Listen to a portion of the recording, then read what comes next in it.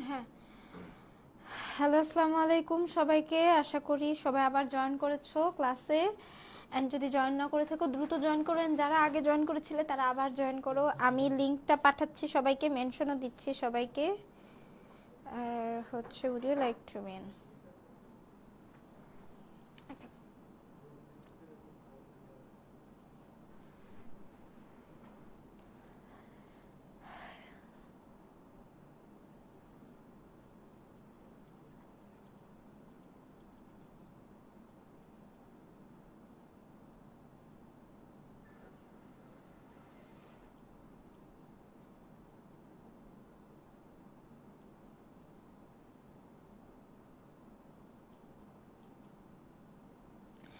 হ্যাঁ, ওয়ালাইকুম আসসালাম জীবন।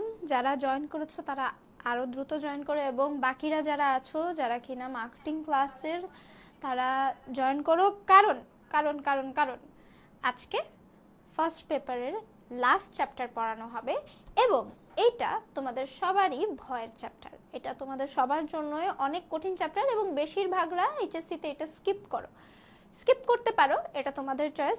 যেহেতু এখন শর্ট সিলেবাস এবং তোমাদের মানবন্টনে একটা খুব ভালো চেঞ্জ এসেছে, যার জন্য তোমরা খুব সহজে একটা চ্যাপ্টার স্কিপ করতে পারো, বাদ দিতে পারো। কিন্তু এই ক্ষেত্রে তোমাদের এমসিকিউ কিন্তু ফেস করতে হবে। এমসিকিউর জন্য হলেও তোমাকে এই চ্যাপ্টারটা পড়তে হবে। অ্যান্ড এখানে একটা কথা বলি, যে যখন তোমাদের এই চ্যাপ্টারটা পড়ানো হচ্ছে, টিচাররাও কিন্তু জানে যে এই চ্যাপ্টারটাকে তোমরা ভয় পাও এবং এই চ্যাপ্টারটা একটু কঠিন। এমনও সময় আসতে পারে যে এই অধ্যায় থেকে কোনো পুরাতন বোর্ডের প্রশ্ন চলে আসে, বা এই অধ্যায় থেকে সবচেয়ে সহজ একটা প্রশ্ন চলে আসে, যেখানে প্রথম অধ্যায়, যেটা তোমাদের সবচেয়ে আদরের অধ্যায়, সেখান থেকে টাফ একটা কোয়েশ্চেন আসার সম্ভাবনা থেকে যায়। ঠিক আছে? আচ্ছা, কারা কারা মেসেজ দিচ্ছ? ফারজানা পারভিন কেমন আছেন? আসসালামু আলাইকুম। ওয়ালাইকুম আসসালাম। এতদিন কোথায় ছিলে ফারজানা? তোমাকে অনেক দিন আমি ক্লাসে দেখি না। তাশফিক, আসসালামু আলাইকুম। ওয়ালাইকুম আসসালাম তাশফিক। আচ্ছা, তাহলে আমরা মান ব্যবস্থাপনার চ্যাপ্টারটা শুরু করি। এবং তোমাদের কিন্তু আর বেশি সময় নেই এইচএসসি পরীক্ষার। এখন খুব ভালো করে সিরিয়াস হও, পরে কানা যাতে না করতে হয়। আচ্ছা, মান ব্যবস্থাপনার যে চ্যাপ্টারটা আছে, এই অধ্যায়ে কিছু সহজ অংশ আছে, কিছু কঠিন অংশ আছে।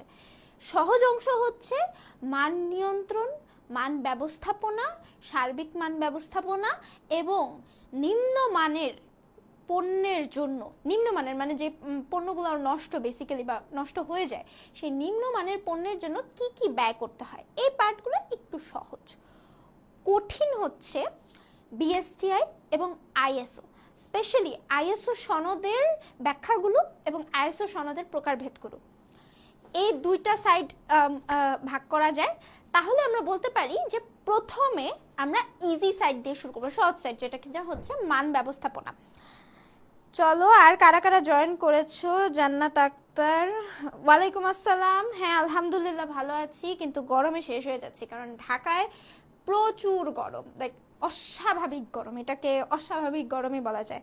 তোমাদের কার কার এলাকায় কিরকম গরম পড়ছে?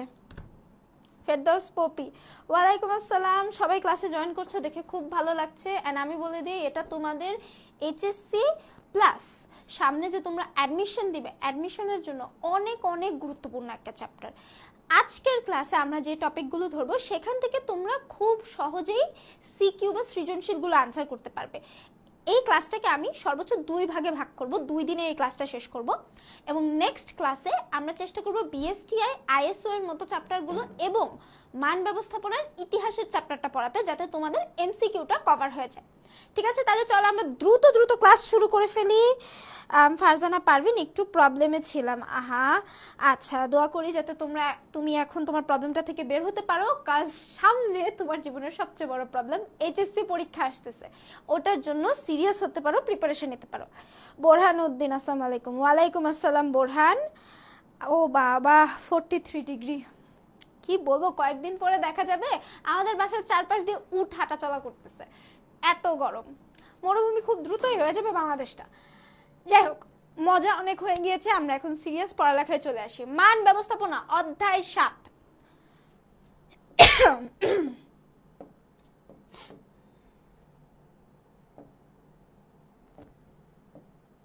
ওকে, মানের ধারণা, মান বলতে আমরা কি বুঝি? আমরা ছোটকাল থেকে সব সময় গণিতে বা ম্যাথের মান বের করো, সমীকরণ থেকে মান বের করো, এরকম একটা পর্যায়ে দেখে এসেছি। যেমন কোনো একটা সমীকরণ দিয়ে দিলে তার মান বের করা, কোনো একটা আয়তক্ষেত্র দিয়ে দিলে তার ক্ষেত্রফলের মান বের করা, মান বসিয়ে গসাগু করা, এই ধরনের ম্যাথ করে এসেছি। ভয় পেও না, এখানে কোনো ম্যাথের কাজ নেই, ঠিক আছে? এইখানে তোমাকে যেই মানের কথা বলা হচ্ছে সেটাকে আমরা স্বাভাবিক ভাষায় বলি যে কোনো একটি পণ্য কি ধরনের উপকার তোমার জন্য করতে পারে, তোমার ওই পণ্যটি কতটুকু যোগ্য উপকার তোমার জন্য করতে পারে, কত সহজভাবে, কতটা সাবলীলভাবে তোমার সামর্থ্যকে পূরণ করতে পারে, তোমার উপযোগ সৃষ্টি করতে পারে। এই সিচুয়েশনটাকে বলা হচ্ছে মান। আমরা এটাকে পরিমাপ করি মানের ধারা, কোয়ালিটি।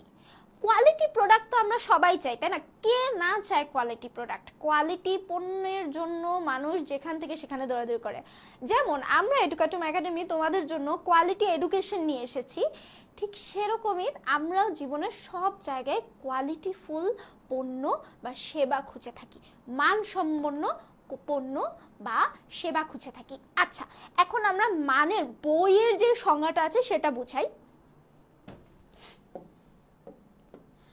মান বস্তুত পণ্যের নির্দিষ্ট গুণগত বৈশিষ্ট্যকে বোঝায়। নির্দিষ্ট গুণগত বৈশিষ্ট্য, এই গুণটা তোমার উপযোগ সৃষ্টি করবে, এই গুণটা তোমাকে সাহায্য করবে পণ্যটা কনজিউম করতে, তোমাকে সাহায্য করবে তোমার বিভিন্ন কাজে, বিভিন্ন অভাব পূরণ করবে, ঠিক আছে?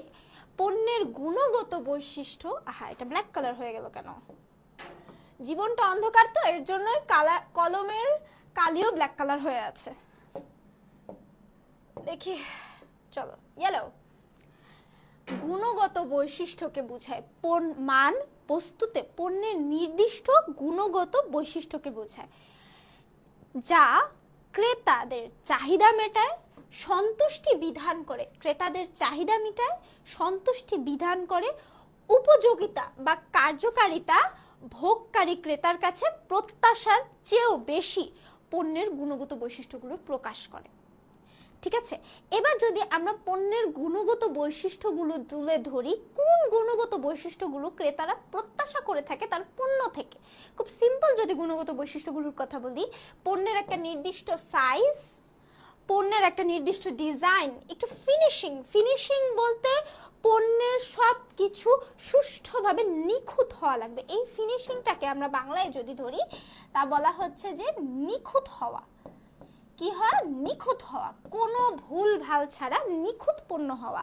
পণ্যের কালার, পণ্যের উপাদান, কি কি উপাদান ব্যবহার করা হয়েছে এবং এটা কতটা বেশি টেকসই, এই বৈশিষ্ট্যগুলো আমরা যখন একটা পরিমাপে নিয়ে আসব যে এইটুকু পরিমাপের হওয়া লাগবে, এইটুকু এই পণ্যটার সাইজ হওয়া লাগবে, এই ধরনের রং হওয়া লাগবে, এই ধরনের এটার টেকসই ক্ষমতা হওয়া লাগবে, হতে পারে 2 বছর, হতে পারে 3 বছরের টেকসই ক্ষমতা হওয়া লাগবে, এই যে আমরা একটা নাম্বার ডিসাইড করে দিচ্ছি বা আমরা একটা স্টেজ বা একটা অবস্থান ডিসাইড করে দিচ্ছি, এটাকেই বলা হচ্ছে মান।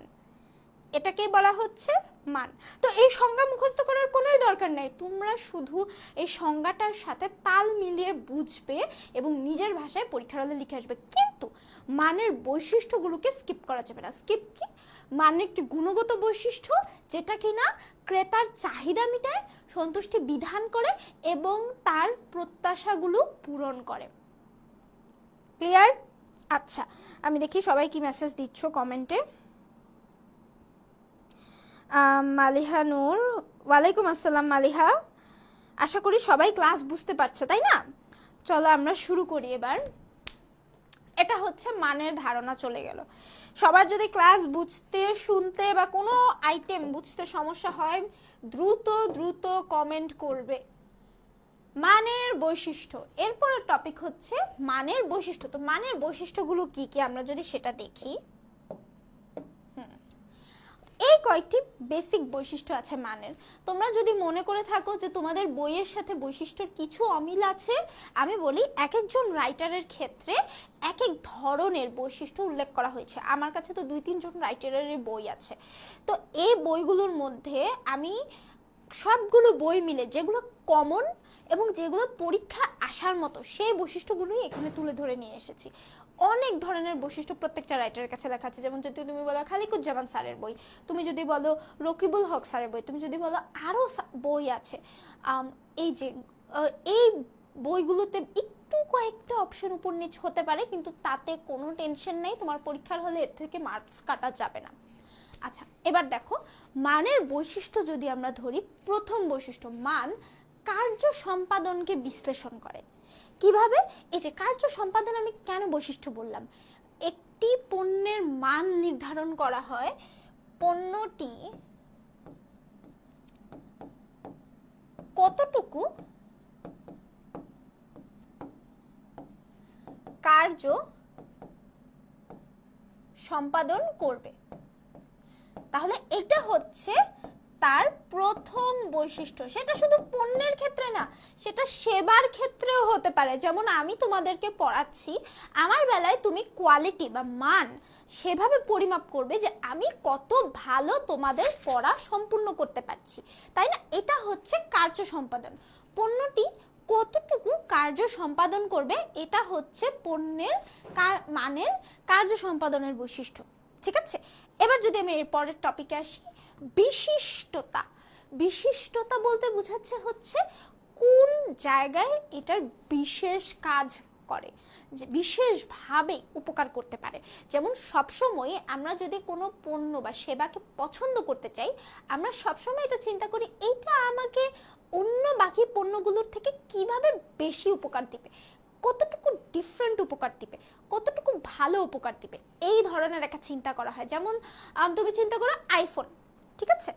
আইফোনের কথা যদি চিন্তা করি, আমরা কেন অ্যান্ড্রয়েড ফোনকে কম দামি, টেকসই, অবশ্যই টেকসই, আইফোন খুব তাড়াতাড়ি নষ্ট হওয়ার সম্ভাবনা থাকে, তো অ্যান্ড্রয়েড ফোন যেটা কিনা কম দামি, যেটা কিনা টেকসই এবং আমাদের হাতের কাছে খুব ভালো মতো ব্যবহার করা যায়, এই ধরনের ফোনকে বাদ দিয়ে আমরা কেন আইফোনের পিছনে ছুটছি? কি এমন ভিন্ন আছে? অবশ্যই ভিন্ন আছে। আইফোনের বিশিষ্টতা হচ্ছে তার ক্যামেরা।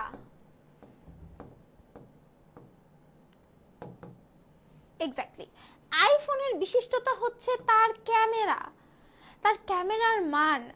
আরো বিশিষ্টতা হচ্ছে সহজে ব্যবহারযোগ্য।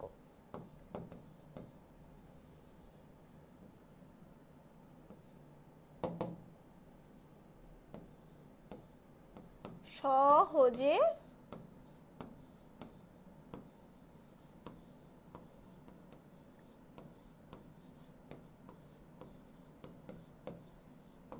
হ্যাঁ, সহজে ব্যবহারযোগ্য। এই যে আমরা দুইটা বিশেষ গুণ পেলাম, তার মানে বিশিষ্টতা বলতে কি বোঝাচ্ছে?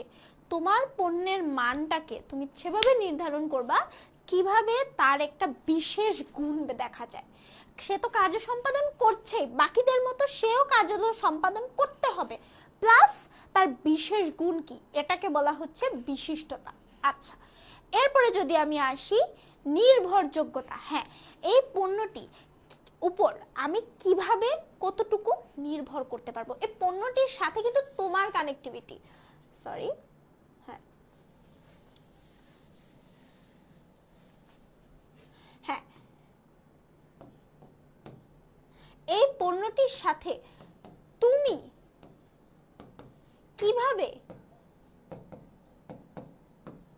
নির্ভর করতে পারবে, কতটুকু নির্ভর করতে পারবে এই পণ্যটির উপর, এই সেবাটির উপর। যেমন তোমাদের নিশ্চয়ই প্রথম দিন যখন আমার সাথে ক্লাস করতে এসেছো, তখন নিশ্চয়ই মনে হয়েছে আরে এই ম্যাডাম কি আদৌ ভালো পড়াবে, এই ম্যাডাম মনে হয় ফালতু পড়াবে, এই ম্যাডাম মনে হয় ভালো পড়াবে না, তাই না? এই ধরনের চিন্তা নিশ্চয়ই সবার মাথায় এসেছে। আশা করি আমি সেই চিন্তা তোমাদের কাটাতে পেরেছি এবং এখন তোমরা বুঝতে পারছো আমি কিরকম পড়াই এবং আমি আমার সর্বোচ্চ চেষ্টা করছি তোমাদের ভালো করে পড়ানোর। এই ক্ষেত্রে তুমি এখন বলতে পারো যে আমি কিভাবে এডুকেটম একাডেমির এই কোর্সটির গুণের উপর নির্ভর করতে পারবো। এটা বলা হচ্ছে আমার মান। ঠিক আছে, এখানে আসছে কি নির্ভরযোগ্যতা, এই মানের বৈশিষ্ট্য, এক ধরনের বৈশিষ্ট্য। আচ্ছা, এবার যদি আমি চলে আসি সেটা হচ্ছে স্থায়িত্ব। হ্যাঁ, কতদিন, এই জিনিসটা আমরা কতভাবে পর্যবেক্ষণ করি, স্পেশালি যখন আমরা আমাদের বাবা মার সাথে শপিং করতে যাই, সবসময় তাদের চিন্তা এটা থাকবে আমার সন্তানের জন্য আমি যে জিনিসটা কিনে দিব সেটা 10 বছর 20 বছর চলা লাগবে। হ্যাঁ, মনে আছে ছোটকালে আব্বু আম্মু সব সময় আমাদেরকে 1 সাইজ 2 সাইজ বড় পায়ের জুতা কিনে দিত, হ্যাঁ, বা 2 সাইজ বড় জামা কিনে দিত। এটা তাদের চিন্তা থাকতো যে হ্যাঁ আমরা যাতে 2 বছর 3 বছর পর্যন্ত বাচ্চাকে এটা পড়াতে পারি। হ্যাঁ, তো এই হচ্ছে বিষয়টা যে কতদিন স্থায়িত্ব থাকে, তুমি যেই পণ্যটা কিনছো সেটা কিরকম টেকসই, এটা আজকে কিনলে তা কালকে নষ্ট হয়ে যাবে এরকম না। যে সেবাটা কিনছো সেটা তোমার জন্য কিরকম উপকারী, আজকে তুমি এই সেবাটা গ্রহণ করছো কালকেই তোমার এটার কোনো ফলাফল আসবে না, এই ধরনের যাতে না হয়, একটা লম্বা সময় পর্যন্ত এর স্থায়িত্ব যাতে থাকে সেইভাবে মানটা নির্ধারণ করতে হবে। আচ্ছা, এবার হচ্ছে মেরামতের সুযোগ। অবশ্যই অবশ্যই যে কোনো মান তুমি যদি নির্ধারণ করো সেটা যদি ভুল মান হয় সেই মানটাকে ঠিক করার সুযোগ রাখতে হবে। তোমার যে কোনো পণ্য যদি হয়, যেটা যদি নষ্ট হয়, যেটা যদি অনেক ভালো পণ্য হওয়ার পরেও নষ্ট হয়ে যায়, তাকে ঠিক করার, তাকে শুধরানোর, সংশোধন করার ব্যবস্থা থাকতে হবে, এটা তোমার মানের মধ্যে থাকতে হবে। এরপরে দেখো সবার শেষে ডিজাইন। অবশ্যই মানের একটি খুবই গুরুত্বপূর্ণ বৈশিষ্ট্য হচ্ছে তার ডিজাইন। আমরা বেশিরভাগ সময় উপরের চোখের দেখা পণ্যটিকেই বা উপরের চোখের দেখা আকর্ষণীয় সেবা যদি আমরা বলি, সেটা চিকিৎসা, সেটা যদি আমরা বলে থাকি পরিবহন, এই ধরনের সেবাগুলোকে আমরা চোখের দেখাতে একটু পরিমাপ করে ফেলি যে না এটা দেখতে সুন্দর না, তার মানে নিশ্চয়ই এটা ভালো না। হ্যাঁ, তো এই ধরনের একটা বিষয় থাকে, যার জন্য মানের বৈশিষ্ট্য, সবচেয়ে গুরুত্বপূর্ণ বৈশিষ্ট্য হচ্ছে ডিজাইন। মানের ডিজাইনটা কিরকম, যেরকম তার ডিজাইন সেরকম তার উপকার, আমরা আগের থেকে একটু মনে মনে বিবেচনা করে নিই, ঠিক কি না? হ্যাঁ, আচ্ছা দেখে আজকে সবার কি অবস্থা? সাইফুল রহমান, হ্যাঁ, আচ্ছা সবাই মনোযোগ দিয়ে ক্লাস করো, কারণ এই ক্লাসটা তোমাদের অনেক উপকার দিবে। একা একা এই চ্যাপ্টারটা পড়তে গেলে অনেক কিছুই আছে তোমরা বুঝতে পারবে না, রিলেট করতে পারবে না, ঠিক আছে? আচ্ছা চলো, মানের বৈশিষ্ট্য শেষ।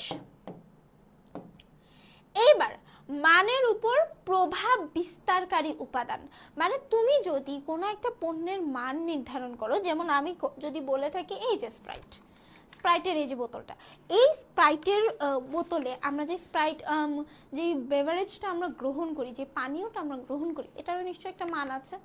হ্যাঁ, এই মানটা কিভাবে নির্ধারণ করা হয় এবং এই মানটা নির্ধারণ করার সময় কিভাবে আমরা বুঝেছি যে এটা ভালো না খারাপ, কোন কোন উপাদান এটার উপর প্রভাব ফেলেছে, এই বিষয়টাকে বলা হচ্ছে মানের উপর প্রভাব বিস্তারকারী উপাদান।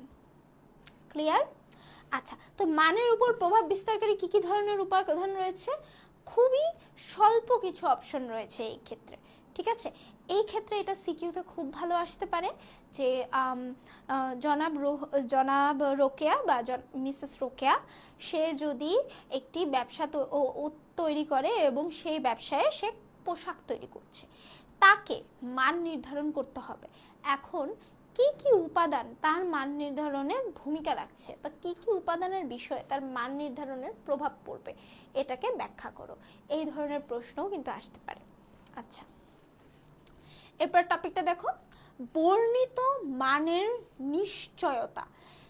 অবশ্যই অবশ্যই আমরা পরীক্ষা করে যে মানটা পাবো সেই মানের নিশ্চয়তা দিতে হবে যে এই মানটি সঠিক এবং শুদ্ধ। যেমন এই যে আমরা যে স্প্রাইটের কথা বলছি, এই স্প্রাইটে তোমরা কি কখনো এই জায়গাটা পড়েছো? আমি জানি কখনোই পড়ো না, এটা গুণাক্ষরেও কেউ পড়ে না, কিন্তু এটা যদি তুমি পড়ে দেখো এইখানে অনেক কিছুর কথা বলা আছে। এনার্জি এত কিলোগ্রাম, কার্বোহাইড্রেট এত কিলোগ্রাম, স্পেশালি পুষ্টি তথ্যের ক্ষেত্রে বলা আছে চিনি এত গ্রাম, প্রোটিন এত গ্রাম, লবণ 0 গ্রাম, প্রোটিন 0 গ্রাম, চর্বি 0 গ্রাম, এরকম বলা আছে। চিনি বলা আছে শুধুমাত্র 11.65 গ্রাম। এটা কি আদৌ সত্য? এই পণ্যের মানটা কি, এখানে যে বলা হচ্ছে যে এই পণ্যটি অত্যন্ত মানসম্পন্ন একটি পণ্য, এই যে তোমরা যদি একটু ফোকাস করো এখানে খুব সুন্দর করে বলা আছে যে কোকা কোলা কোম্পানির মানসম্পন্ন একটি পণ্য। এই যে তারা দাবি করছে এটা একটা মানসম্পন্ন পণ্য, এটা কিভাবে মানসম্পন্ন পণ্য? তোমাকে বললে আর তুমি বিশ্বাস করবা? নিশ্চয়তা লাগবে না? তো এই নিশ্চয়তাটা গ্রহণ করাও কিন্তু মানের উপর প্রভাব পড়ে। তোমার এই নিশ্চয়তা গ্রহণ করার জন্য অবশ্যই কিছু সংস্থার কাছে যেতে হবে, যারা কিনা বাংলাদেশে রয়েছে, যেটা কিনা আমরা আর একটু পরেই দেখা যাবে ওটা নিয়ে আলোচনা করব, সেটা হচ্ছে বিএসটিআই।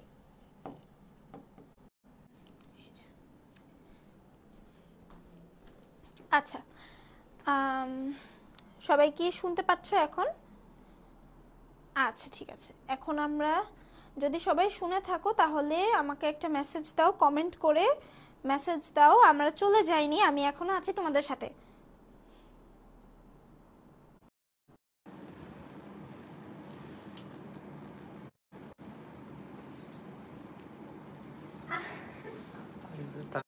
কন্টিনিউ করি কারণ খুবই ইম্পর্টেন্ট একটা সেগমেন্টে এসেছি আমরা, সেটা হচ্ছে মানের উপর প্রভাব বিস্তারকারী, মানের উপর প্রভাব বিস্তারকারী উপাদান। তো কি কি মানের উপর প্রভাব বিস্তার করে? এই যে দেখো, বর্ণিত মানের নিশ্চয়তা কারা দিবে? বিএসটিআই। বিএসটিআই বাংলাদেশ থেকে প্রত্যেকটা মানের পণ্য, প্রত্যেকটা পণ্যকে তার দাবিকৃত মানের সাথে যাচাই বাছাই করে, ঠিক আছে? এবং যাচাই বাছাই করে দেখে যে এরা যা বলতেছেন তার সেই দাবিটা কি আদৌ সত্য নাকি। যদি সত্য হয় তাহলে এই যে এই দেখো, তোমাদের সবাইকে কোকা কোলার বোতলটা সামনে নিয়ে দেখি, এখানে ব্ল্যাক কালারের একটা ছোট্ট, যদি তোমাদের কাছে অন্য কোনো পানির বোতল থাকে বা কোনো ফুড চিপস চকলেট এরকম কিছু থাকে তাহলে খুব সুন্দর করে দেখো, এই যে ছোট্ট করে বিএসটিআই চতুর্ভুজ একটা চিহ্ন দেওয়া হচ্ছে। এই চতুর্ভুজ চিহ্নটাই হচ্ছে বিএসটিআই এর প্রমাণ এবং নিশ্চয়তা যে এই পণ্যটি মানসম্মত। এটাই হচ্ছে নিশ্চয়তা। প্রত্যেকটা পণ্য, বাংলাদেশে ব্যবহৃত প্রত্যেকটা কোম্পানির প্রত্যেকটা পণ্য এই ধরনের টেস্টিং এর আন্ডারে যায় বা টেস্টিং করে যায়, যে বিএসটিআই সেখান থেকে তোমাকে নিশ্চয়তা দিচ্ছে যে তোমার মানটি একদম ঠিক আছে, ঠিক আছে? এবার দেখো মূল্য, অবশ্যই অবশ্যই পণ্যের মানের সাথে পণ্যের মূল্যের ভালো সম্পর্ক হতে হবে। তুমি যদি পণ্যের মানের কথা চিন্তা করো এবং তাকে কোটি কোটি দামের দিয়ে দাও, তখন কিন্তু তুমি সব কাস্টমার বা সব ধরনের ভোক্তাকে আকৃষ্ট করতে পারবে না। আবার যদি তুমি চিন্তা করো পণ্যের মূল্য তুমি যতই ভালো মান দাও আর অনেক অল্প মূল্য রাখবে, সেখানে কিন্তু তোমার ব্যবসায় ক্ষতি হয়ে যাবে, তোমার ব্যবসা এটার লস হয়ে যাবে, সেটাও করা যাবে না। এর জন্য মূল্যকে যাচাই বাছাই করে রাখতে হবে যাতে পণ্যের মানও নষ্ট না হয় এবং পণ্যটি টেকসই থাকে।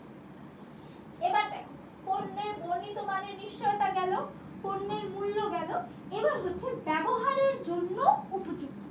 এরকম ধরনের অবশ্যই পণ্য বানাতে হবে যাকে খুব সহজে ব্যবহার করা যায়। যে ধরনের কিছু কিছু ঔষধ, এই যে ওষুধ নিয়ে একটা উদাহরণ বোধহয় লাস্ট ক্লাসে আমি দিয়েছিলাম, যে কিছু কিছু ঔষধ আছে যেগুলো কিনা খুবই ডিপ ফ্রিজে জমায় রেখে এরপরে ব্যবহার করতে হয়। ওই ধরনের ঔষধ সাধারণত হসপিটাল ছাড়া, যেমন স্পেশালি ইনজেকশনস এর যদি কথা বলি, হসপিটাল ছাড়া ওই ধরনের ইনজেকশনস কোথাও ব্যবহার করা যায় না, কারণ শুধু একজন স্পেশালাইজড ডাক্তারই রেফ্রিজারেটর থেকে সেই বরফ ইনজেকশন এনে তোমাকে ভালো মতো ব্যবহার করতে পারবে। তো এই ধরনের পণ্য কিন্তু আমাদের মতো সাধারণ মানুষের ব্যবহারের উপযুক্ত নয়। এরকম অনেক ধরনের পণ্য আছে যেটা কিনা আমার ব্যবহারের জন্য উপযুক্ত নয়, ঠিক আছে? আচ্ছা, এবার একটা পয়েন্টে আসি, সমর্থন থাকা কিরকম একটা সমর্থন আমি বলি, স্পেশালি বাজারের সমর্থন, জনগণের চাহিদার সমর্থন। তুমি যে মানটা নিচ্ছ এরকম মানের পণ্য বা সেবা তৈরি করা যাবে না যেটা কিনা তোমার সমাজ, তোমার ধর্ম, তোমার আশেপাশের পরিবেশ সমর্থন না করে।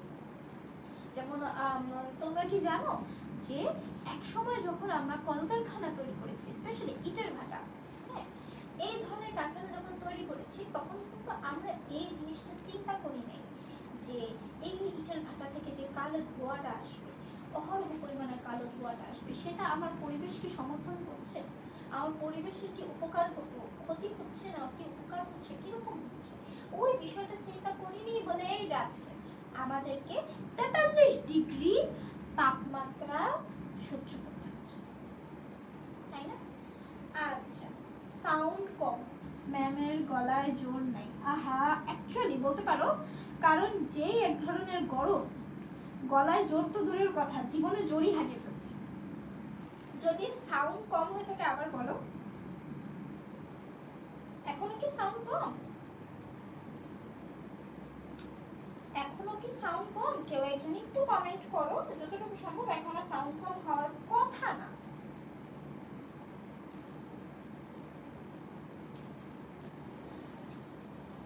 ভাইয়া চেক করো তো সাউন্ড কম নাকি? অনেকে কমেন্ট করছে যে সাউন্ড কম। কম। আচ্ছা আচ্ছা, আমরা একটু ব্যবস্থা করছি, 2 মিনিট। এতক্ষণ তোমরা বলনি কেন? তোমরা আগে আগে বলবে না যে সাউন্ড কম আপু? একজন শুধুমাত্র বলছো যে সাউন্ড কম। এতক্ষণ তোমরা বলনি কেন? তোমরা আগে আগে বলবে না যে সাউন্ড কম আপু?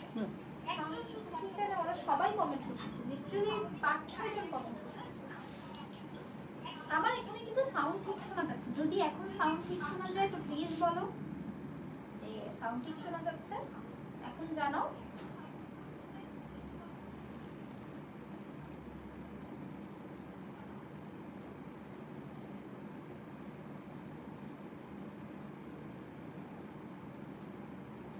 তোমরা জানো এখনো কম। আচ্ছা, একটু 1 মিনিট ওয়েট করো তোমরা, তাহলে আমরা ব্যবস্থাটা ঠিক করছি।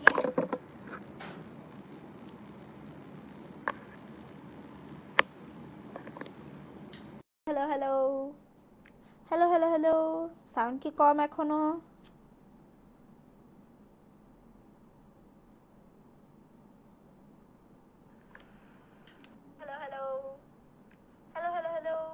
আমার কাছে কিন্তু সাউন্ড ঠিক আসছে। এখন তোমরা একটু চেক করো তো, আমার কাছে সাউন্ড ঠিক আসছে। এখন ঠিক আছে। আচ্ছা, এখন ক্লিয়ার, থ্যাংক ইউ। চলো চলো আমরা ক্লাসে ফেরত যাই। এখন যেহেতু সাউন্ড ক্লিয়ার, কার কোনটা বুঝতে অসুবিধা হয়েছে এবার আমাকে বলো। কম সাউন্ড থাকার কারণে কারো কি কোন টপিক বুঝতে অসুবিধা হয়েছে? কোন টপিক বুঝতে অসুবিধা হয়েছে কমেন্ট করো, নইলে আমি সামনের টপিকে চলে যাব। দ্রুত দ্রুত কমেন্ট করো।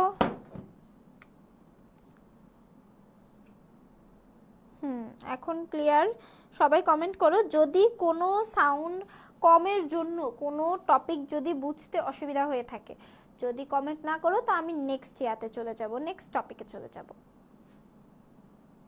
আচ্ছা, ক্লিয়ার, ঠিক আছে। তাহলে আমরা নেক্সট টপিকে চলে যাই। এই যে সমর্থন নিয়ে কথা বলছিলাম, সমর্থনটা কি? আমরা যে পণ্য তৈরি করছি বা যেই সেবা প্রদান করছি, সেই ধরনের সেবা আমার পরিবেশ, আমার রাষ্ট্র, রাষ্ট্রের নিয়ম, ধর্ম, সমাজকে সমর্থন করে নাকি। এর বাহিরে কিন্তু আমরা কোনো পণ্য বা সেবা প্রদানের দাবি করতে পারি না, কোনো পণ্য বা সেবার মান সেই ধরনের করতে পারি না যেটা কিনা আমাদের সমাজ, ধর্ম, রাষ্ট্র, প্রতিষ্ঠান এগুলো সমর্থন করে না। ঠিক আছে, সবাই গেছে, এটা বুঝতে পেরেছো? এবার হচ্ছে মনস্তাত্ত্বিক প্রভাব। মনস্তাত্ত্বিক প্রভাব বলতে বুঝছে কিছুটা আমাদের যেই কাস্টমার আছে বা যে ভোক্তারা আছে তাদের মনস্তাত্ত্বিক প্রভাব, ভোক্তাদের মেন্টালিটি। আমরা যদি বলি এই জিনিসটা বেশিরভাগই অনুসরণ করে ট্রেন্ড। ট্রেন্ড আসলেই মনস্তাত্ত্বিক প্রভাবেরই ফলাফল। যেমন হঠাৎ করে কোনো একটা ড্রেসের ট্রেন্ড এসে পড়লো, হঠাৎ করে কোনো একটা টিকটক ভিডিওর ট্রেন্ড এসে পড়লো, হঠাৎ করে কোনো একটা অ্যাপ বা সফটওয়্যারের ট্রেন্ড এসে পড়লো। সবার মনে আছে মাঝখানে একটা স্ন্যাপচ্যাটের ফিল্টারের অনেক ভালো ট্রেন্ড চলছে, ওই যে কান্না ফেসের। হ্যাঁ, তো এই যে যখন ভোক্তাদের মনোভাব বা মনস্তাত্ত্বিক চাহিদা যেদিকে যাচ্ছে, পৃথিবীর বিশ্ব ব্যবস্থা এবং কি বলা যায় যে বিশ্বের যে ব্যবসা ব্যবস্থা স্পেশালি, এটাও সেদিকেই নিয়ে যাওয়া লাগতেছে। যেখানে জনগণের মনের ইচ্ছা যাচ্ছে, যেখানে ভোক্তার মনের ইচ্ছা রুচি যাচ্ছে, সেদিকেই কিন্তু আমরাও অনুসরণ করছি। আমরা সেভাবেই নিজের ব্যবসাটাকে সেভাবেই ব্যবস্থাপনা করছি। এর সবচেয়ে বড় ইফেক্ট হচ্ছে যদি আমরা কোনো ট্রেন্ডকে ফলো করে থাকি। ঠিক আছে, ট্রেন্ড, তারপরে বলা যায় রুচিবোধ, এই সব কিছু কিন্তু মনস্তাত্ত্বিক প্রভাবের কারণেই পড়ে থাকে। তো এই উপাদানগুলো তোমার পণ্যের মান বা তোমার সেবার মানের উপর প্রভাব ফেলে। আচ্ছা, আমরা তাহলে এই টপিক থেকে নেক্সট টপিকে যাচ্ছি। আচ্ছা, মান নির্ধারক উপাদান। এতক্ষণ কিন্তু আমরা পড়ছিলাম যে পণ্যের মানের উপর প্রভাবকারী উপাদান, দুইটার মধ্যে সেরকম কোনো আহামরি পার্থক্য নেই, এর জন্য কনফিউশনও বেশি হতে পারে। কিন্তু তোমরা সবসময় মনে রাখবে মান নির্ধারক উপাদান মানে হচ্ছে কোন কোন উপাদানের জন্য, কোন কোন আইটেমের জন্য আমরা একটা পণ্যের মান বের করি, ঠিক আছে। আর উপরে প্রভাবকারী উপাদান হচ্ছে কোন পণ্যগুলো তোমার যে মানটি নির্ধারণ করা হয়েছে তাকে পরিবর্তন করাতে পারে, তাকে উপর নিচ করাতে পারে, এগুলোকে বলা হচ্ছে প্রভাবকারী উপাদান। আর নির্ধারক উপাদান হচ্ছে কোন কোন উপাদানগুলোকে ব্যবহার করে আমরা একটা পণ্যের মান বের করব, ঠিক আছে। তাহলে আমরা মান নির্ধারক উপাদানগুলো চেক করি। যদি আমরা মান নির্ধারক উপাদানগুলো চেক করে থাকি তাহলে দেখি সবার প্রথমে আসছে পণ্যের নকশা। আমরা তো পণ্য ডিজাইনিং পড়েছি, ঠিক এর আগের চ্যাপ্টারটাই কিন্তু পণ্যের ডিজাইনিং ছিল। যদি কেউ এই ক্লাসটা শেষ না করে থাকো অবশ্যই ক্লাসটা শেষ করে ফেলবে। আচ্ছা, পণ্যের নকশা, আমরা পণ্যের নকশার কথা যদি চিন্তা করি, এখানে বলা যাচ্ছে যে একটি পণ্য উপরের অবয়বটা, উপরে দেখতে কিরকম আকৃষ্টকরণ, কিরকম আকর্ষণকারী হয়ে থাকে, এর ফলে কিন্তু আমরা বুঝি যে পণ্যটা কি ভালো নাকি খারাপ, পণ্যটার মান ভালো নাকি খারাপ। এটা কিন্তু একটা খুবই ছোটোখাটো একটা ধারণা আমাদের হয়ে যায়। দূর থেকে দেখতে যদি কোনো একটা খাবারের আইটেমই যদি আমি বলতে কেক বলতে পারি, কেকের ডিজাইন যদি দূর থেকে দেখে খুবই সুন্দর হয়, তখন আমি বলতে পারি না এই কেকটাও তো খেতে খুব সুস্বাদু হবে। হ্যাঁ, এই ধরনের একটা চিন্তাভাবনা কিন্তু আমাদের মধ্যে চলে আসে, সেইটাকে বলা হচ্ছে পণ্যের নকশার প্রভাব। তো সবসময় দেখবে যে যেই পণ্যটা বাজারে সবচেয়ে ডিজাইনফুল, সবচেয়ে কালারফুল, নকশা সবচেয়ে সুন্দর, সেটার দাম লাখ লাখ টাকা। এটা তুমি খাদ্য পণ্য বলো, ড্রেস পণ্য বলো, ড্রেস এসব বাদ দাও, যে সেবাগুলোর কথা যদি আমরা বলে থাকি সেখানেও যাদের নকশা অবয়ব সবচেয়ে সুন্দর সেটার পণ্যের মানও ভিন্ন হয়ে থাকে, সেটার পণ্যের মান আরও ভালো হওয়ার সম্ভাবনাই বেশি, ঠিক আছে। আচ্ছা, এরপরে দেখো মানের প্রতিফলন। মানের প্রতিফলন বলতে এই মানের জন্য তোমার কি কি উপকার হয়ে থাকবে, কি কি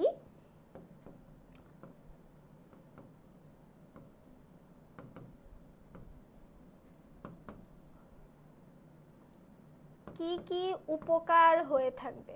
এই উপকার এর বিষয়টা কিন্তু মানের প্রতিফলন বলা হয়। কি কি উপকার হয়ে থাকবে এটাকে মানের প্রতিফলন বলা হচ্ছে। তুমি যে মানটা নির্ধারণ করেছো সেটা তোমাকে কি ফল দিচ্ছে, ঠিক আছে। আচ্ছা, এরপরের জিনিসটা বুঝি, সহজলভ্যতা। যে পণ্যটা পেতে যত সহজ, খুঁজে পেতে যত সহজ, সেই পণ্যটার মানও সেরকমভাবে নির্ধারণ করা হয়ে থাকে।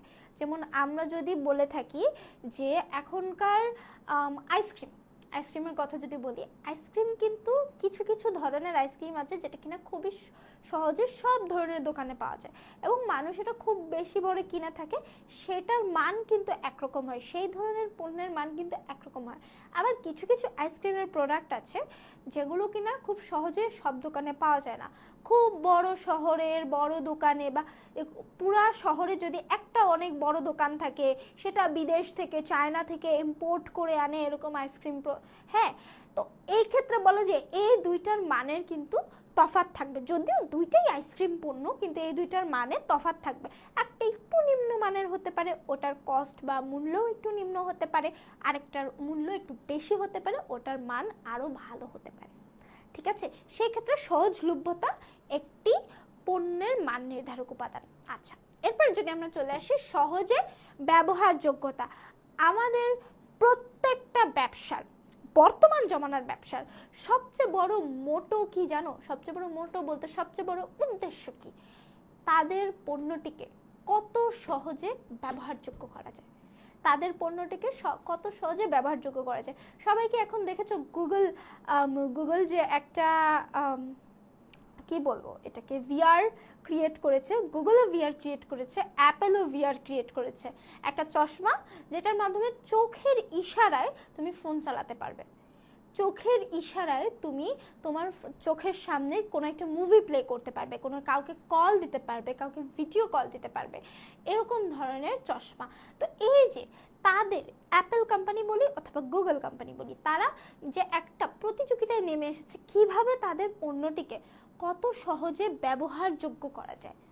এমন সহজে ব্যবহারযোগ্য যে আগে তো তোমার কষ্ট করে বাটন চাপতে হতো, ওই বাটন চাপা ছেড়ে ওরা এনেছে টাচ, যাতে চাপা না লাগে, টাচ করে করে সব উঠাউঠা করা যায়।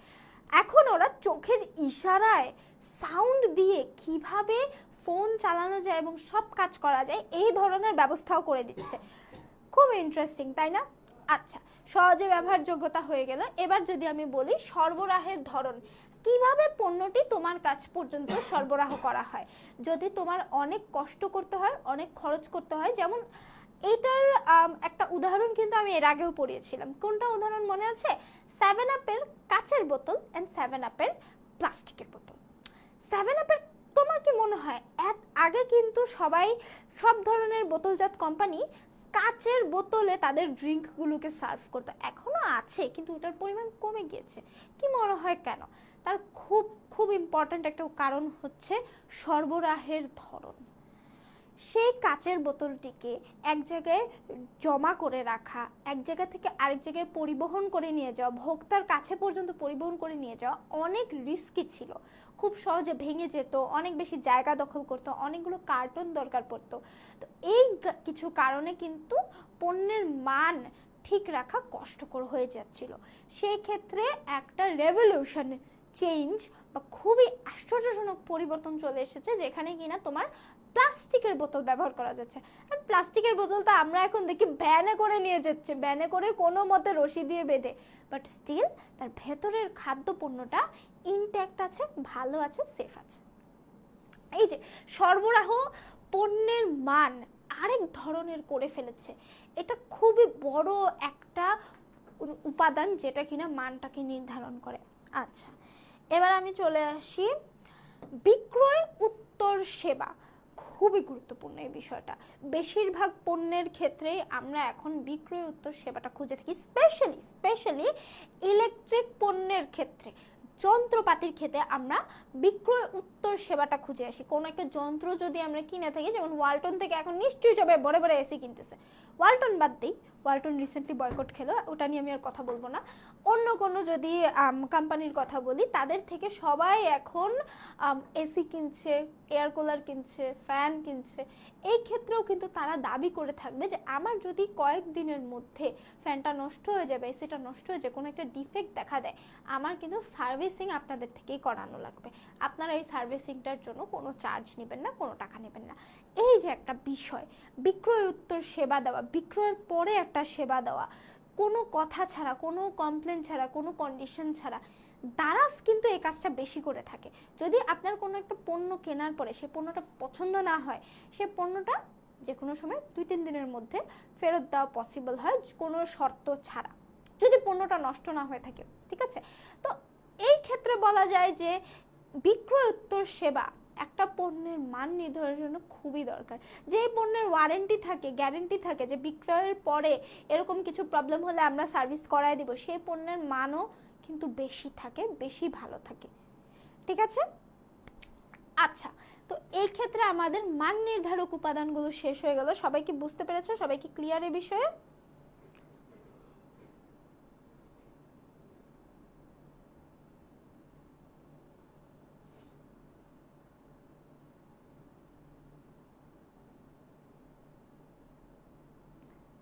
হয়ে গেল।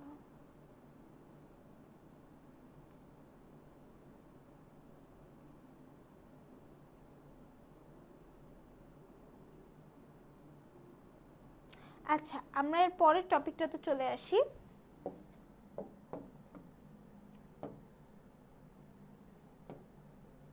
পরের বিষয়টা হচ্ছে খুবই গুরুত্বপূর্ণ, সেটা হচ্ছে মান ব্যবস্থাপনা।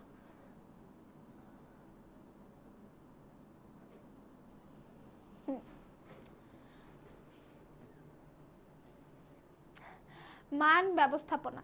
তো মান ব্যবস্থাপনার ক্ষেত্রে আমরা কি কি ধরনের কাজ করে থাকি সেটাই এখন নিয়ে আসবো। এই তো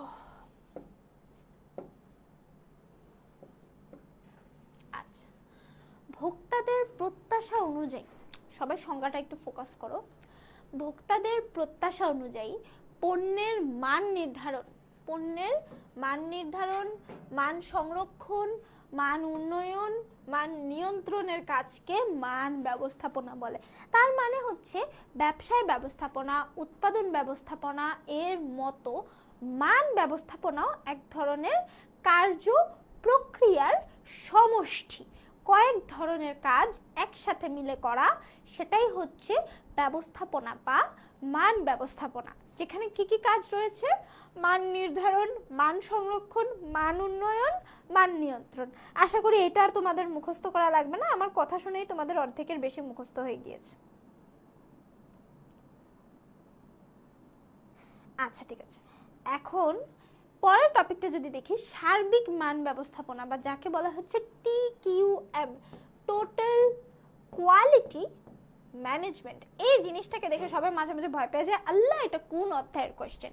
এটা কোনো অধ্যায়ের না, এটা এই অধ্যায়েরই প্রশ্ন, যেখানে আমরা বলা হচ্ছে TQM, টোটাল কোয়ালিটি ম্যানেজমেন্ট বা সার্বিক মান ব্যবস্থাপনা। সার্বিক মান ব্যবস্থাপনা বলতে কি বোঝাচ্ছে? এই ব্যবস্থাপনাটি বর্তমান জমানায় অনেক বেশি জনপ্রিয় এবং অনেক বেশি প্রয়োজনীয় এক ধরনের ব্যবস্থাপনা, যেটা কিনা প্রায় সব ধরনের ব্যবসায়ের ক্ষেত্রেই গুরুত্ব লাভ করে। আচ্ছা দেখো, সার্বিক মান ব্যবস্থাপনা হচ্ছে সেই মতবাদ বা দর্শন, মানে ফিলসফি, সেই মতবাদ যা একটি সংগঠনের সম্পৃক্ত মান উন্নয়ন ও ক্রেতা সন্তুষ্টি অর্জনের ধারাবাহিক প্রচেষ্টা।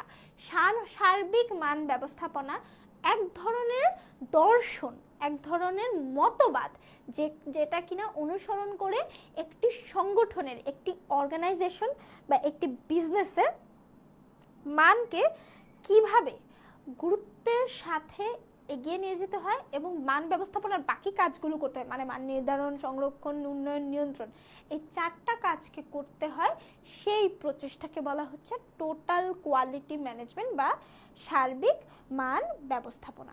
আচ্ছা ঠিক আছে, ওকে, এবার আমরা তাহলে নেক্সট স্লাইডে চলে যাই।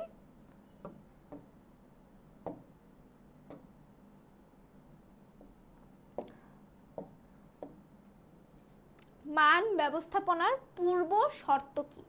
কোন শর্তগুলো অনুসরণ করে আমরা একটা মান ব্যবস্থাপনার কাজগুলোকে গুছাবো? কি কি কাজ আমরা বলেছি? মান নিয়ন্ত্রণ, মান সংরক্ষণ, মান নির্ধারণ, এই কাজগুলোকে কিভাবে, কোন শর্তগুলোকে অনুসরণ করে আমরা ব্যবস্থাপনা করব, এটাকে বলা হচ্ছে মান ব্যবস্থাপনার পূর্ব শর্ত। কি বলা হচ্ছে? মান ব্যবস্থাপনার পূর্ব শর্ত। আচ্ছা, কারা কারা কি কমেন্ট করছে আমি 2 মিনিটের মধ্যে দেখে নিচ্ছি।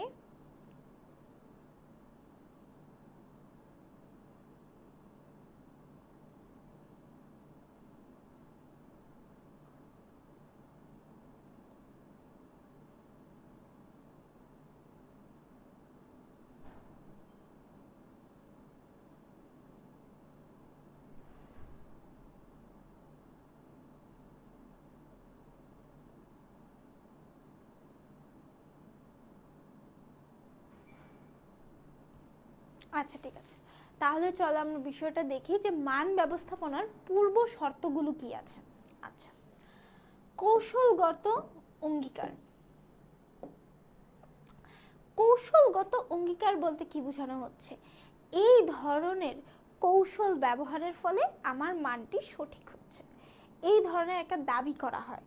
যেরকম আমি যদি বলি, কিছু কিছু ব্যবস্থাপনার আছে বা কারখানা আছে যারা কিনা দাবি করে তারা বিজ্ঞানসম্মত পদ্ধতি ব্যবহার করে, তারা নির্দিষ্ট মানদণ্ড ব্যবহার করে, নির্দিষ্ট মানকে অনুসরণ করে, এই ধরনের দাবি করে থাকে। এই দাবিটা আসলেও সঠিক কিনা সেই পূর্ব শর্তটা ফলো করতে হয়, যে অবশ্যই আমি যেই কৌশল অনুসরণ করছি, যেই কৌশল অনুসরণ করছি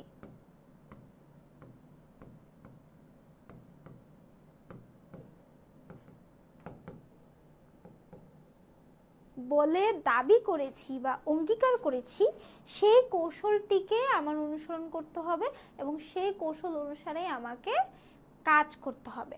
আচ্ছা, এবার যদি আমরা বলে থাকি কর্মীদের ক্ষমতায়ন, কর্মীরা কিভাবে ক্ষমতায় আসবে, কিভাবে তার ক্ষমতাকে এগিয়ে নিয়ে যাবে, কিভাবে তার ক্ষমতা থেকে কর্মীরা আগে তার উৎপাদন ব্যবস্থাপনা, তার পণ্য ব্যবস্থাপনা, এই সব কিছুকে সঠিক দিকে নিয়ে যাবে, এই জিনিসটাকে বলা হচ্ছে কর্মীদের ক্ষমতায়ন। কি বলা হচ্ছে?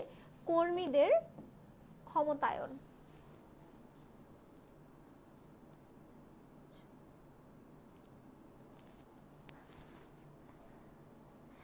আচ্ছা, আমি এখন কয়েকজনের কমেন্ট দেখছি হঠাৎ করে। আপু আপনাকে অনেক সুন্দর লাগছে, থ্যাংক ইউ সাইফুল। হ্যাঁ, দিনটা ভালো করে দিলে। যাই হোক, এবার তুমি পড়ায় মনোযোগ দাও, আমি আরো সুন্দর পড়াতেও পারি। এ দেখো, তো কর্মীদের ক্ষমতায়ন, কিভাবে কর্মীরা তাদের ক্ষমতা, বলতে কি কর্মী কি তার ডিরেক্টরদের বা ম্যানেজারদের সরিয়ে নিজের ক্ষমতা নিয়ে নিবে? না, কর্মী কিভাবে তার সৃজনশীলতা প্রকাশ করতে পারবে, কিভাবে সে কাজগুলো গুছিয়ে আনতে পারবে, তার উৎপাদন ব্যবস্থাপনা, মান ব্যবস্থাপনা, এতগুলো ব্যবস্থাপনায় তার ভূমিকা রাখতে পারবে, এটা হচ্ছে কর্মীদের ক্ষমতায়ন। আচ্ছা, উপকরণ প্রাপ্তবতা মানে বুঝাচ্ছে তুমি যে উপকরণগুলোকে সিলেক্ট করেছো, চয়েস করেছো, সেগুলো যদি তুমি সঠিক মতো পেয়ে থাকো তাহলে তোমার মান ব্যবস্থাপনা সম্পূর্ণ হচ্ছে। এগুলো হচ্ছে পূর্ব শর্ত, এই শর্তগুলো ফলো করতে হবে।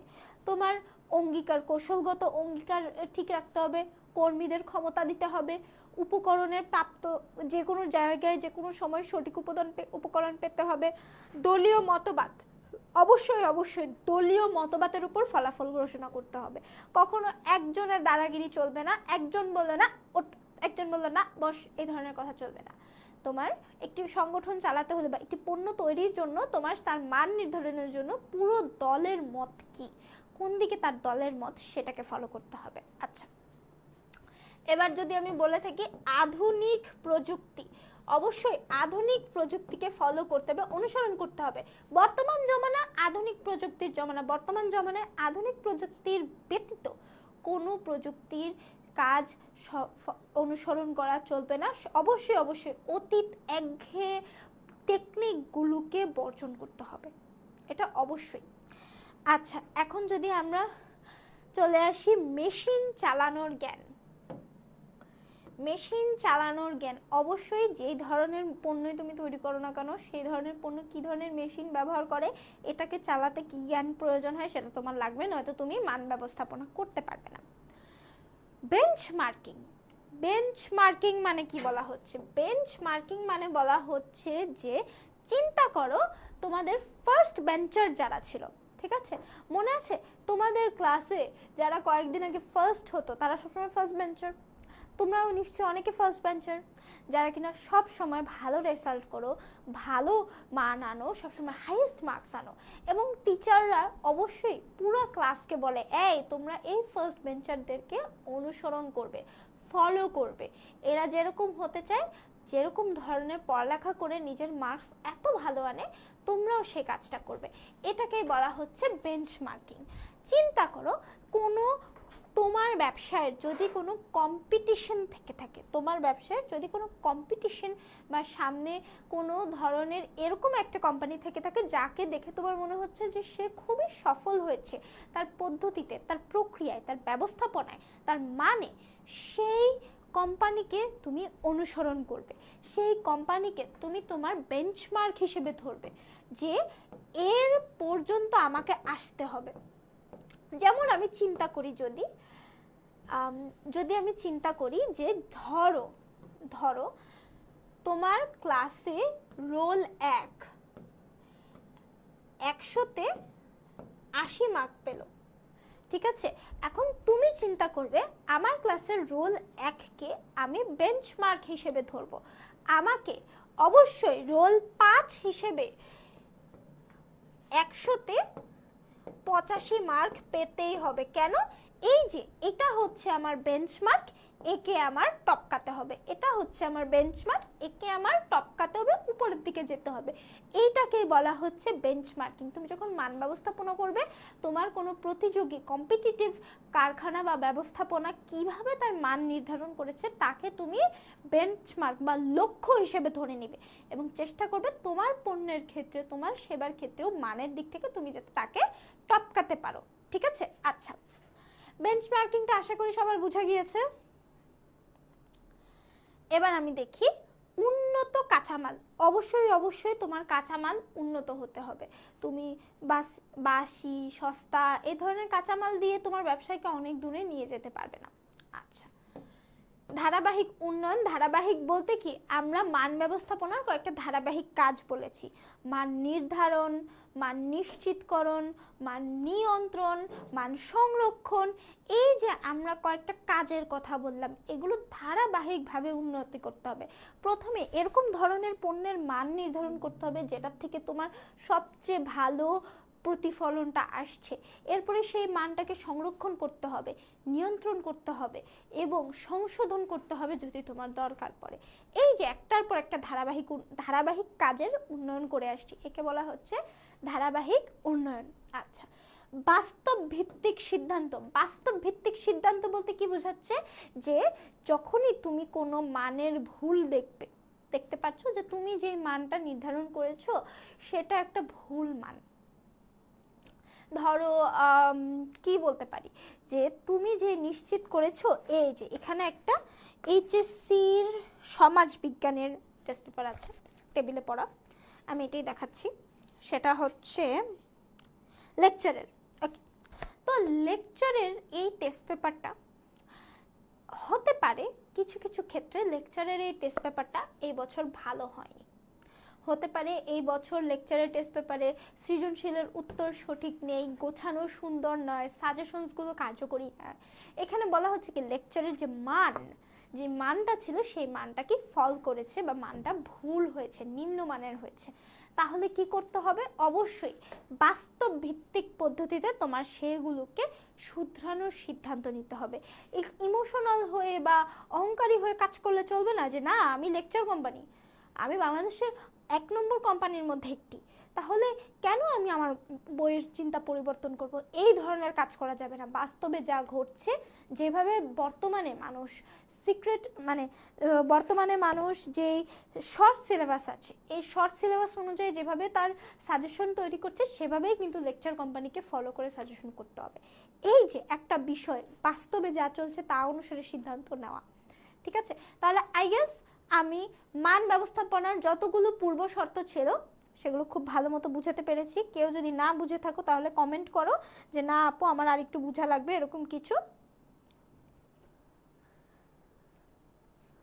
কেউ যদি না বুঝে থাকো তাহলে কমেন্ট করতে পারো, নয়তো আমি পরের স্লাইডে চলে যাচ্ছি, কারণ এই অধ্যায়ে বিশাল বড় এবং এই অধ্যায়ে অনেক কাজ রয়েছে, অনেক। আমি সর্বোচ্চ চেষ্টা করব 2 দিনে এটা শেষ করে দেওয়ার বা 2 ক্লাসের মধ্যে, কিন্তু যদি সম্ভব হয় আমরা 3 ক্লাসেও যাব দরকার পড়লে। যেহেতু এটা একটা কঠিন অধ্যায়, আমরা এই অধ্যায়টাকে কোনো মতেই হেলাফেলার মধ্যে নিব না। ঠিক আছে? আচ্ছা, চলো এবার চলে আসি মান ব্যবস্থাপনার কার্যাবলী। কি কি কার্যাবলী ফলো করা হয়? সংজ্ঞায় কিন্তু মাত্র 4টা কাজের কথা বলা হয়েছে। আসলে কি মাত্র 4টা, নাকি আরো বেশি কাজ রয়েছে? মান ব্যবস্থাপনা অনেক ব্যাপক নাকি, এটা আমরা বুঝি।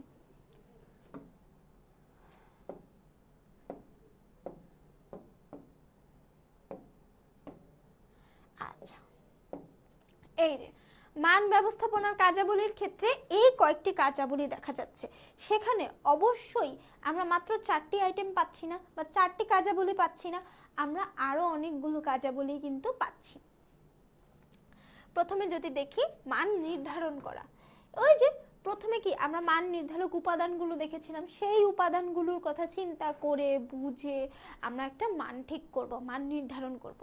নকশাকরণ, এরপরে আমরা পণ্যটির ডিজাইনিং করব, যে সেটা দেখতে কিরকম হবে, ডিজাইনিং করব যে দেখতে কিরকম হবে, ওটার ব্যবহার কিরকম হবে, ধরতে কিরকম হবে, মানুষের কাছে কিভাবে এটাকে প্রেজেন্ট করা যাবে, প্রকাশ করা যাবে, এই বিষয়টা হচ্ছে ডিজাইন।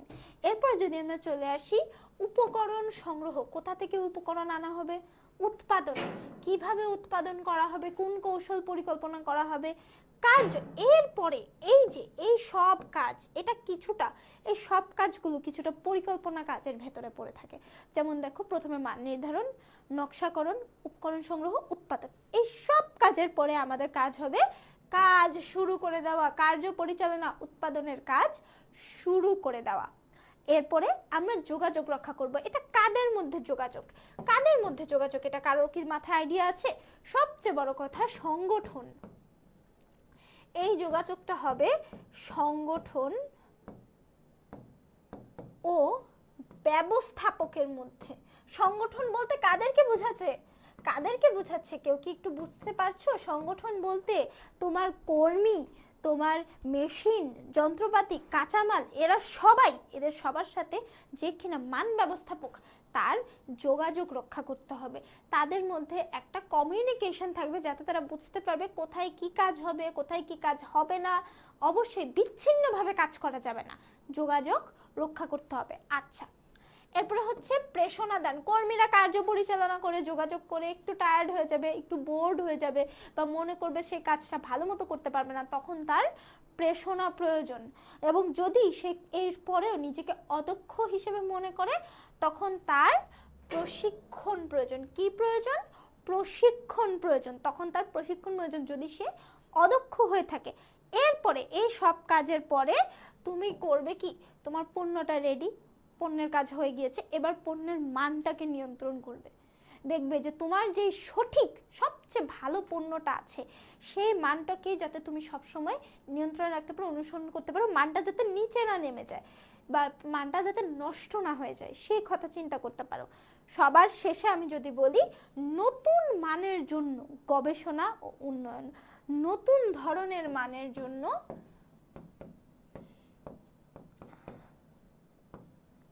অবশ্যই তোমরা এটাকে উল্টাপাল্টা না লেখার চেষ্টা করবে। এই কার্যাবলী যখন যেভাবে না লেখার চেষ্টা করবে, ধারাবাহিকতাটা বজায় রাখবে। যেখানে যেই ধারা, যেটার পরে যেটা আসছে সেটা বজায় রাখবে, এখানে উল্টাপাল্টা হওয়া যাবে না। মান নিয়ন্ত্রণ, গবেষণা উন্নয়ন, এবং সবার শেষে কি গবেষণা করে পেলে সেটার তথ্য প্রদান। কি গবেষণা করে পাওয়া গেল সেটার তথ্য প্রদান। এরপরে আবার নতুন মান নির্ধারিত হয়ে যাবে, আবার এখান থেকে দেখবে আবার কার্যাবলী শুরুর দিকে চলে যাচ্ছে, নতুন মান নির্ধারিত হয়ে যাবে, তারপর আবার নকশা করো, আবার উপকরণ সংগ্রহ, এভাবে চলে আসবে। সবাইকে ক্লিয়ার বিষয়টা? সবাইকে বিষয়টার সাথে ক্লিয়ার? আচ্ছা, এবার যদি আমি আসি মান ব্যবস্থাপনার নীতি।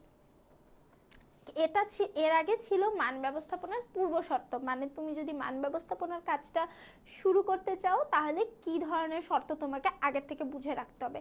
এবার হচ্ছে মান ব্যবস্থাপনার নীতি। কি কি ধরনের নীতি তোমাকে আগে থেকে ফলো করতে হবে। এটা বাদে তোমার মান ব্যবস্থাপনার যে কাজগুলো আছে, সেগুলো সঠিক মান এর ফলাফল দিতে পারবে না, সঠিক ফলাফল দিতে পারবে না। তাহলে আমরা আসলে দেখে নিই যে মান ব্যবস্থাপনার নীতিগুলো কি কি।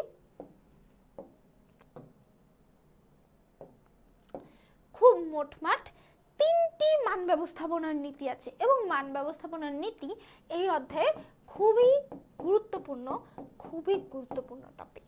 কয়টি মান ব্যবস্থাপনার নীতি আছে? 3টি মান ব্যবস্থাপনার নীতি আছে, খুবই গুরুত্বপূর্ণ টপিক। তাহলে কি বলছে এই 3টি মান ব্যবস্থাপনার নীতি? সবার প্রথমে গ্রাহক সন্তুষ্টি। যে গ্রাহকরা আছে, যে কাস্টমাররা আছে, তারা যাতে সন্তুষ্ট হয় তোমার মানে, এই ধরনের মান নির্ধারণ করতে হবে। এরপরে কর্মী সংশ্লিষ্টতা। কিভাবে কর্মীরা তাদের কাজে, কর্মে সৃজনশীলতা দেখাতে পারবে, এবং সেই কাজগুলো দ্বারা তোমাকে ভালো মানের ফলাফল দিতে পারবে। ঠিক আছে, এরপরে দেখো ধারাবাহিক উন্নয়ন। একটার পর একটা পণ্য ব্যবস্থাপনার, মান ব্যবস্থাপনার যে কাজগুলো আছে, সেই কাজগুলো ধারাবাহিকভাবে একটা কাজের পর আরেকটা কাজের উন্নতি করতে হবে। এই 3টি মূলনীতি সবাই মুখস্থ ঠোঁটস্থ করে ফেলো, এটা অনেক গুরুত্বপূর্ণ। কি? গ্রাহক সন্তুষ্টি, কর্মী সংশ্লিষ্টতা, ধারাবাহিক উন্নয়ন। গ্রাহক সন্তুষ্টি, কর্মী সংশ্লিষ্টতা, ধারাবাহিক উন্নয়ন। ক্লিয়ার? আচ্ছা, এবার আমি চলে আসি এর পরের টপিকে।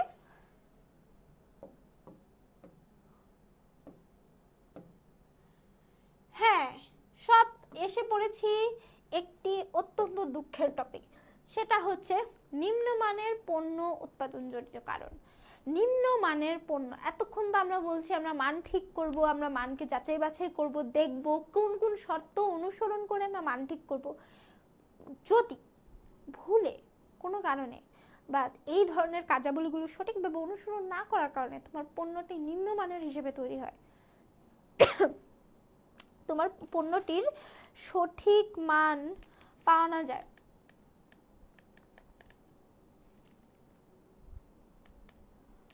কোনটা এটা,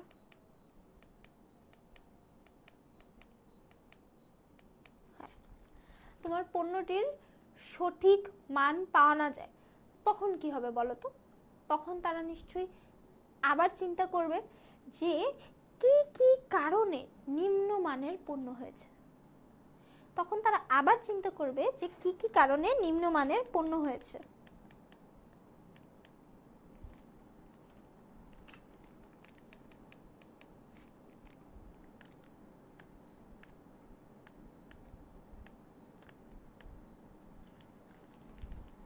আচ্ছা, এবার দেখো, তখন তারা চিন্তা করবে কি কি কারণে পণ্যের মান নির্ধারণ করেছে। তাহলে আমরা নিম্নমানের পণ্য উৎপাদনের সেই কারণগুলো এখন দেখব। কি বুঝো নাই? এটা বুঝি নেই জীবন, তাহলে তুমি কোনটা বুঝো নাই সেটা একটু আবার বলো।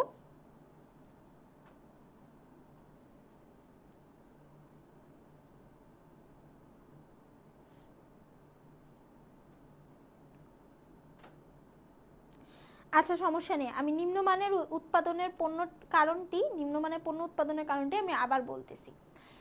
যে কারণে কোনো ভুল হলো, দেখো এতক্ষণ আমরা কথা বলতেছিলাম যে কিভাবে তোমার পণ্যটার মান নির্ধারণ করব, কথা বলতেছিলাম কিভাবে পণ্যটার মান সঠিক হবে, ভুল যাতে না হয়, কোন কোন শর্তগুলো অনুসরণ করব। হতে পারে কোনো একটা কারণে তোমার নিম্নমানের পণ্য তৈরি হয়ে গেল। এখন তোমার কি দায়িত্ব? তোমার দায়িত্ব কেন, কোন কারণে পণ্যটির মান নষ্ট হয়েছে, নিম্ন হয়েছে সেটা বের করা। তাহলে চলো আমরা দেখে নিই। প্রথমেই একটা কারণ দেখা যাচ্ছে, সেটা হচ্ছে যদি দৈব চৈত কারণ হয়, যদি দৈব চৈত কারণ হয়। দৈব চৈত কারণ, এটা নামটা শুনে একটু কঠিন মনে হলেও এটা কিন্তু কোনো কঠিন কথা নয়। দৈব চৈত কারণ মানে বোঝাচ্ছে যে যদি তোমার পণ্যের সাথে এরকম কোনো ঘটনা ঘটে যেটা কিনা তুমি কাটাতে পারবে না, বা যেটা কিনা তুমি আসলেই চাইলেই ঠিক করতে পারবে,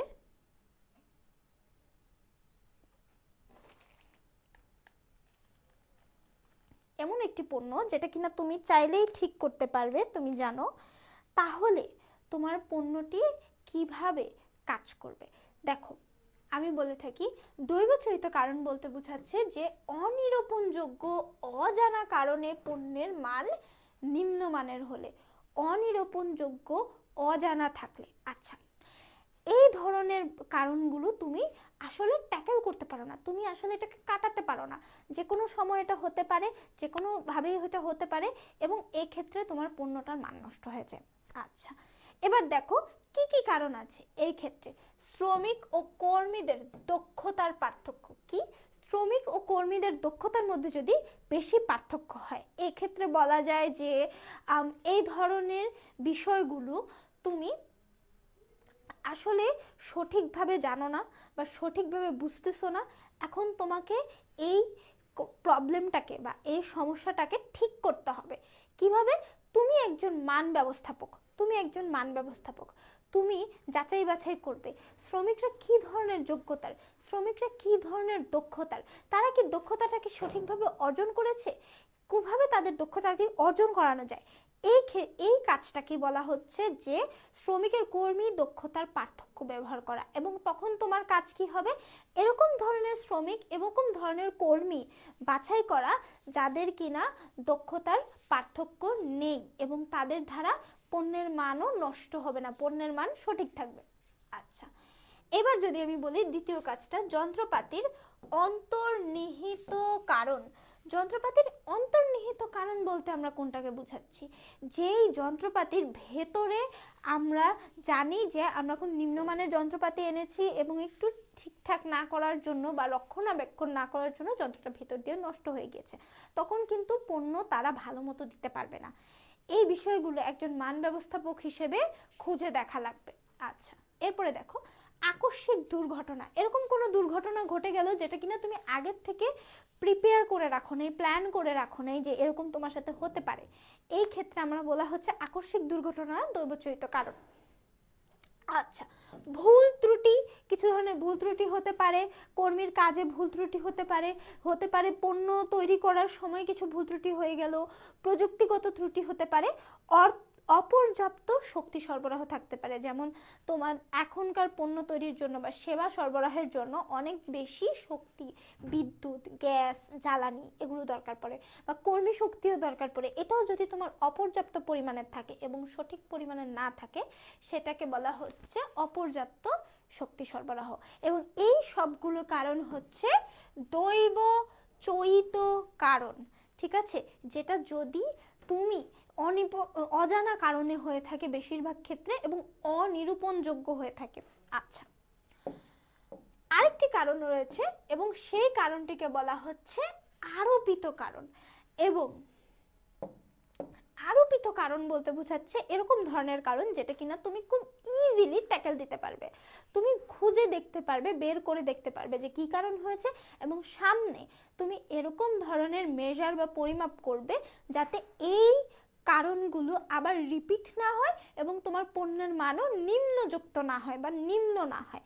আচ্ছা, এবার যদি আমি এখানের অপশনগুলোতে চলে আসি, অদক্ষ কর্মী, নিম্নমানের যন্ত্রপাতি ব্যবহার, নিম্নমানের কাঁচামাল ব্যবহার, গতানুগতিক উৎপাদন পদ্ধতি ব্যবহার, মানে আধুনিক বা বিজ্ঞানসম্মত উৎপাদন পদ্ধতি ব্যবহার না হওয়া, ঠিক আছে। এরপরে মূলধনের অভাব, যদি কোনো মূলধন পর্যাপ্ত পরিমাণে না থাকে, পরিকল্পনার ঘাটতি, পরিকল্পনার বেলায় অবহেলা করা এবং সঠিকভাবে খোঁজাখুঁজি না করা যে কী ধরনের পরিকল্পনা করা উচিত, এবং প্রযুক্তি ও কৌশলগত বিচ্যুতি।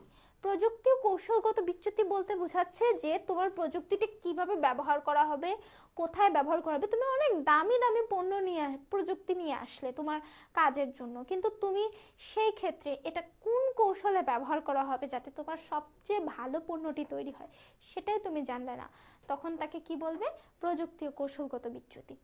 দুর্বল মান নিয়ন্ত্রণ ব্যবস্থা,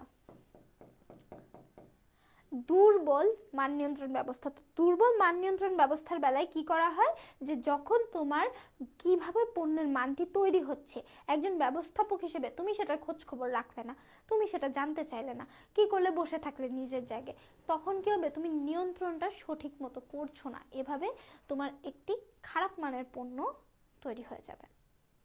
তাহলে আমরা দুইটি কারণ দেখলাম, নিম্ন মানের পণ্য উৎপাদনের দুইটি কারণ দেখলাম, কি? দৈবচয়িত, আরোপিত।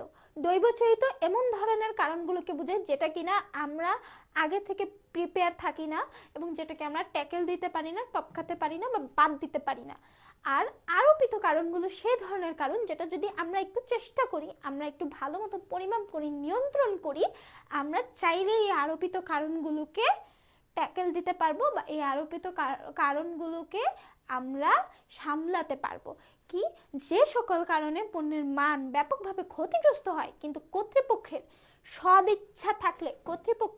সদিচ্ছা থাকলে তা এড়ানো সম্ভব, তাকে আরোপিত কারণ বলে। সবাই কি ক্লিয়ার এ বিষয়ে? আশা করি সবার এই বিষয়ে আর কোনো সমস্যা বা সন্দেহ নেই। আজকের ক্লাস এটুকুই। আজকে আমরা কতটুকু পর্যন্ত পড়েছি? নিম্নমানের পণ্য উৎপাদনের কারণ পর্যন্ত পড়েছি। এরপরের অধ্যায়ে আমরা কি পড়বো বা এরপরের ক্লাসে আমরা কি পড়বো আমি বলি। নিম্নমানের পণ্য উৎপাদনের জন্য যে ব্যয়গুলো, খুবই খুবই গুরুত্বপূর্ণ কিন্তু এরপরের ক্লাসটা, কেউ মিস না দেওয়ার চেষ্টা করবে, কারণ ওই ব্যয়গুলোই কিন্তু প্রধানত এমসিকিউতে আসে এবং প্রধানত তোমার কনফিউশনের জায়গা। নিম্নমানের পণ্য উৎপাদনের ব্যয়, বিএসটিআই, আইএসও আর মান ব্যবস্থাপনার ইতিহাস, ইনশাল্লাহ আগামী ক্লাসে এই 4টা টপিকের উপর গুরুত্ব দেওয়া হবে। ঠিক আছে, সবাই ভালো থাকবে, ভালো মতো প্রিপারেশন নাও, পড়তে থাকো, এবং কোনো সমস্যা বা কোনো পার্ট যদি তোমার বুঝতে সমস্যা হয় সেটা আমাকে স্ক্রিনশট নিয়ে বা পরে হোয়াটসঅ্যাপে নক করো, ঠিক আছে। আর এটার ইনশাল্লাহ স্লাইডগুলো এবং লেকচার শিটগুলো অধ্যায় শেষ হওয়ার পরে আমি দিয়ে দিব। যারা এখনও লাস্ট ক্লাসের স্লাইড আর লেকচার শিট পাওনি, একটু গুগল ড্রাইভটাতে গিয়ে রিফ্রেশ করো, গুগল ড্রাইভের লিঙ্ক দেওয়া আছে তোমাদের সবার কাছে, ওটাকে একটু রিফ্রেশ করো, রিফ্রেশ করে দেখবে সবাই পেয়ে যাবে, ওটা আমার আপলোড করা হয়েছে। ঠিক আছে, সবাইকে আসসালামু আলাইকুম। আপু একটু হাসি দিয়ে ও থ্যাংক ইউ। হ্যাঁ দিলাম হাসি, এই নাও। সাইফুল রহমান খালেদ, হ্যাঁ আপুর হাসির সাথে সাথে একটু পড়ালেখাও করো, ঠিক আছে? তোমরা যদি ভালো মতো পড়ালেখা করো তা আপুর হাসিও টিকে থাকবে। আল্লাহ হাফেজ আপু, আল্লাহ হাফেজ জীবন। সবাই পড়ালেখা করো, ঠিক আছে? আসসালামু আলাইকুম। আচ্ছা।